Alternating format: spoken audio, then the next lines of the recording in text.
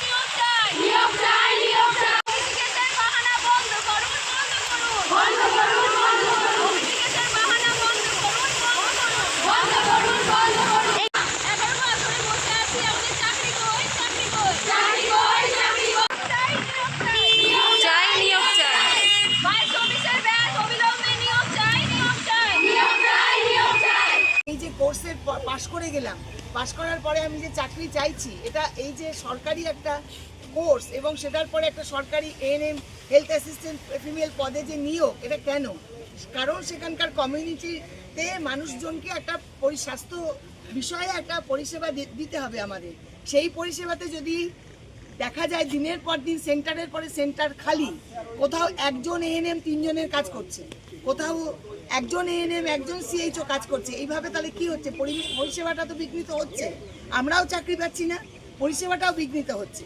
আর আমরা এই কোর্সটা করতে গিয়েছিলাম তো আমরা নিজের পায়ে দাঁড়াবো বলেই, আমরা তো তাহলে তো অন্য কিছু করতে যেতাম। এবং এরপরেও তো কোর্স চলছে, তার মানে তারা বেরোলে তাদেরও নিয়োগ দিতে হবে, দরকার আছে, সেই জন্যই তো কোর্সটা চলছে। কিন্তু ওনারা বলেছেন ওনাদের দরকার আছে সেন্টারে যে সমস্ত জায়গায় শূন্য পদ রয়েছে, প্রশিক্ষিত মেয়েরা আছে, তাদেরকে অবিলম্বে নিয়োগ করতে হবে। মূল যা বিষয় যেটা এখানে আমরা জানতে পেরেছি এবং আগামী দিনে আপনাদের যেগুলো করতে হবে সবটাই দিদি রেখেছেন।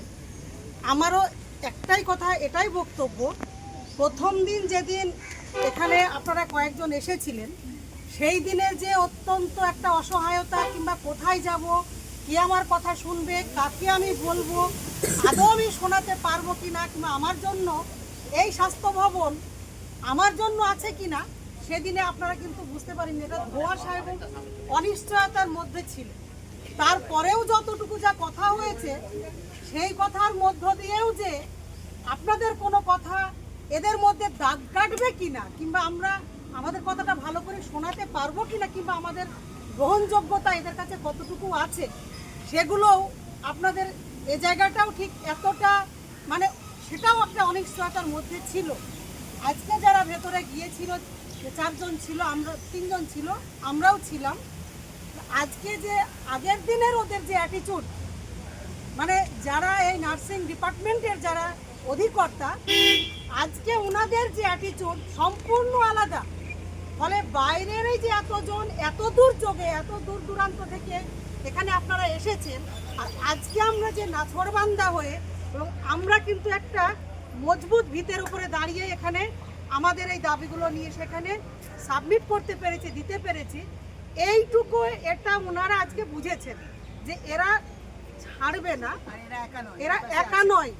এই ব্যাপারটা বোঝানোর প্রয়োজন সব সময়, এটা আপনাদেরকেও বুঝতে হবে, দপ্তরকেও সেটাই বোঝাতে হবে।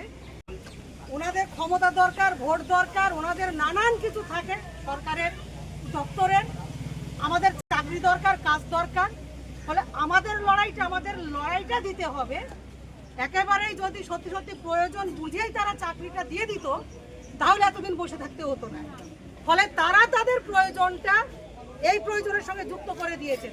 তারা কি বোঝেন তারা বুঝুন, কিন্তু আপনাদের এই কাজ ট্রেনিং করে বসে আছেন, এই কাজ সরকারকে দিতে হবে। মানসিক দিক থেকে ভেঙে পড়ছি। আর যে সেবায় আমাদের প্রয়োজন, চাকরিটা প্রয়োজন, আর যে সেবায় আমরা নিজেদেরকে নিয়োজিত করেছি, যে এএনএমদের যেটা মূল এনথেম, যে আমরা মা বাচ্চাদের একটা সুস্থ জীবন দিব, মায়ের একটা শিশু জন্ম থেকে শিশুর বড় হওয়া পর্যন্ত, মায়ের গর্ভবতী হওয়া থেকে তার প্রসব পর্যন্ত, সেই সেবাটা যেন আমরা মা বাচ্চাদের দৌড়ে দৌড়ে পৌঁছে দিতে পারি, সেটা যেন আমাদের দেখা হয়, আমাদের পথটা দিয়ে দেওয়া হয়, আমাদের যে দাবিটা সেটা যেন পূরণ করা হয়। আমরা 2022-24-এর এএনএম পাস আউট ব্যাচ আমরা অক্টোবরের 30 তারিখে রিলিজ পেয়েছি। যেমনভাবে জিএনএমরাও এএনএম জিএনএম এন্ট্রান্স দিয়ে পরীক্ষা দিয়ে র্যাঙ্ক করে সরকারি হসপিটাল থেকে ট্রেনিং করে তবে চাকরি পাই, সেরকম আমরাও ডাব্লিউবি জেইই আন্ডারে এএনএম জিএনএম পরীক্ষা দিয়েছি। আমরা র্যাঙ্ক করেছি সরকারি হসপিটাল থেকে, নার্সিং ট্রেনিং স্কুলগুলো থেকে আমরা আমাদের ট্রেনিং কমপ্লিট করেছি। 2 বছরের ট্রেনিং ছিল আমাদের, 18 মাসের আমাদের ট্রেনিং আর 6 মাস আমাদের ইন্টার্নশিপ ছিল। 24 মাসের ট্রেনিং আমরা কমপ্লিট করেছি। কমপ্লিট করার পরে আমরা জুন মাসে আমাদের নার্সিং রেজিস্ট্রেশন সার্টিফিকেট পেয়ে গেছি। তো আমাদের ট্রেনিং কমপ্লিট করা থেকে এখনো পর্যন্ত আমাদের 11 মাস হয়ে গেল।